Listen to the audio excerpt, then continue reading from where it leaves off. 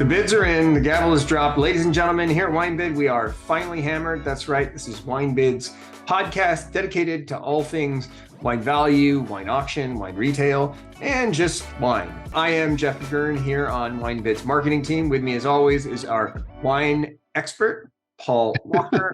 Welcome again auction to the podcast, Paul Walker. Today, we're going to be going over what happened this last week in the wine auction. I want to talk a little bit about, we've seen this come up a few times. We mentioned it last week.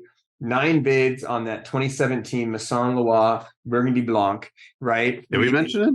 We did. I mentioned it because maybe you mentioned it. Maybe I wasn't listening. You might not, or if I didn't mention it, I meant to mention it, but I feel like it's one that we've mentioned a number of times before, right? Started at $75, 9 bids, took it to $121.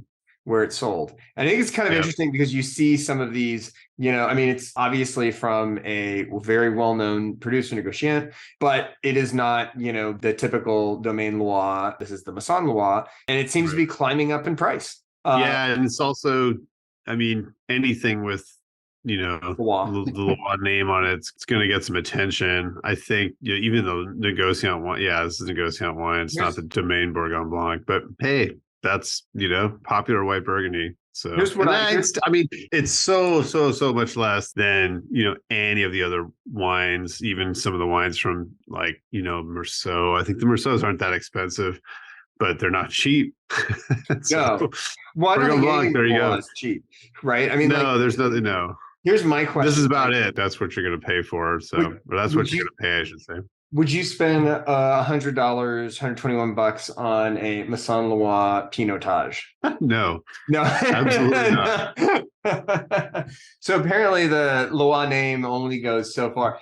We had a 2018 Dellinger Cabernet Sauvignon. We had 6 of them that actually started at $40 and went for just under $57, and they went for like $56. Yeah, that's rarer than the Pinot Noir and the Syrah that they make, which, well, you saw there was probably some 08 Syrah in there that started at $15 and got bid up to 17. Yes, I did see that. $7.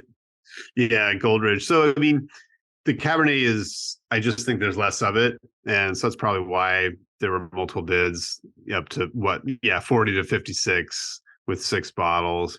Not too bad. That's not too bad. That's still a decent deal. That's still, and it's kind of underappreciated. I think that their Cabernets are traditional and classic. They're not fruit bombs or anything. I think what's interesting about this last week is that this last auction, we were talking about this last week, there was just a crazy amount of really affordable, but really good stuff. And so there was a lot of action I noticed on bottles at the $20, $35, $40, $50, $60 price point. For instance, we had, let's say, 1996 Chateau Moulin du Hart started at $35, 6 bids took it to $60, right? We had, 2011 Tenuta San Guido Alberto. That one, 7 bids took him from 35 to selling at like $45. Right. And I think this was like a consistent theme, right? 2014 Heights started at 60. Hammered at $81. And it's just over and over again. 1998 Ojai Bien Nacido Vineyard Syrah, 6 bids took it from 30 to 50. That just about doubled in price, which is kind of interesting. And those wines are great. I love them, and I think they last a long time. They age well. They're very well made. They're not, sort of overly extracted wines, and so that's not too surprising. I think, you're right though. It's the younger wines that always kind of surprise me when they get multiple bids, just because, we see these wines often. They're not exceedingly rare. That 18 Bedrock, for example, got, it started at 25, which granted is pretty underpriced for, one of the heritage wines that Bedrock makes. And so that Evangelo went up to 36 from 25, and even 36 plus commission is not expensive for that wine.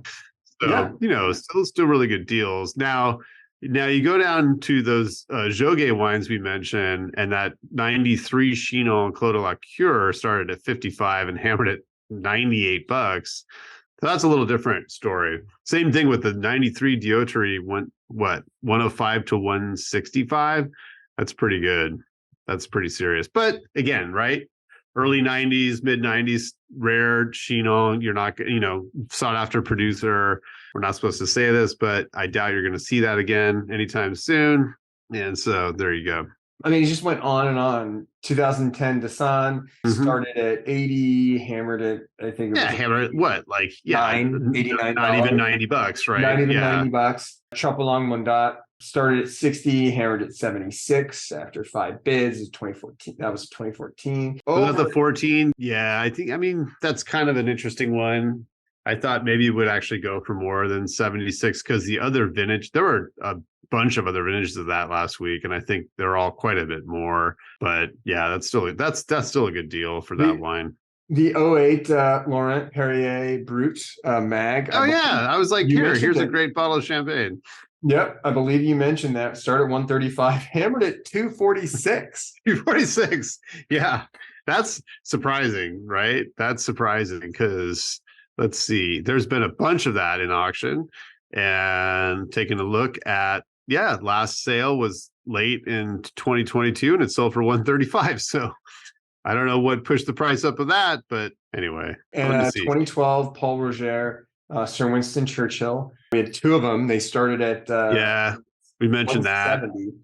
And you did, and they hammered at 200 each. So there was a ton of action on a lot of stuff that I think was really well priced, which I think just goes to show you, oftentimes we see the auction is focusing on stuff at the much higher end, but sometimes it's just an embarrassment of really affordable stuff at auction that's great to get. And actually, anybody who listens to our podcast, you'll note this week when we discuss the upcoming wines, there's a ton of stuff, very reasonable prices in auction right now. Yep. Let's switch over to some of the heavy hitters. Top selling or highest priced item that sold this week was a 6-bottle lot OWC of 2000 Cheval Blanc, which went for $59.95. Sound like I'm in a car commercial. Number 2, 95 Domaine Romanée Batard Montrachet 6-bottle lot. This one sold for $6,600. We actually sold 2. We sold them for $3,300 a piece. And then 2012 100 Acre Few and Far Between Vineyard Cabernet Sauvignon OW 6-bottle lot OWC.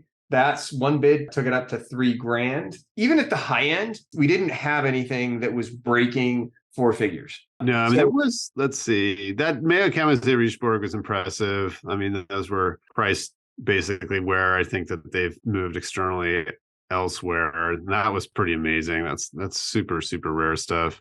2740. A little bit of action on the Scarecrow. I was saying a little bit of action on 89 Le Pen, right? 2 bids, took it up to 2540. Did that sell? I didn't see that. 89. Yeah. Okay. That's cool. What about I think that was an auction for a few weeks. So, interesting that it got bid back up to probably what the reserve was just a couple of weeks ago. So there you go. Why wait? 09 Mayo Camas de Richebourg 2300. Yeah, so there's some pretty serious stuff. And 2019 Cinnacon 6-bottle lot horizontal OWC for $22.50. So yeah, a lot of really interesting stuff, a good amount of stuff in OWC or multiple bottle lots, I feel like, at the high end. Anything else you wanted to mention before we wrap up? No, I think that was about it. There were, exciting other things. Comte J. Bel Air, Von Romanée Les Chaumes, 1600 for the 14. 08 Krug. There was, I think there's still some of those left, but looks like they sold at $495 or something like that. Quite a bit of Sine Qua Non as well. And that's pretty much it. Oh, and that 92 Croparn sold too, the Rouget Croparn finally. And that wraps up our wine auction recap for this week. I am, as always, Jeff McGurn, and this is Paul Walker, and this has been Finally Hammered. We wish you happy bidding and cheers. Cheers.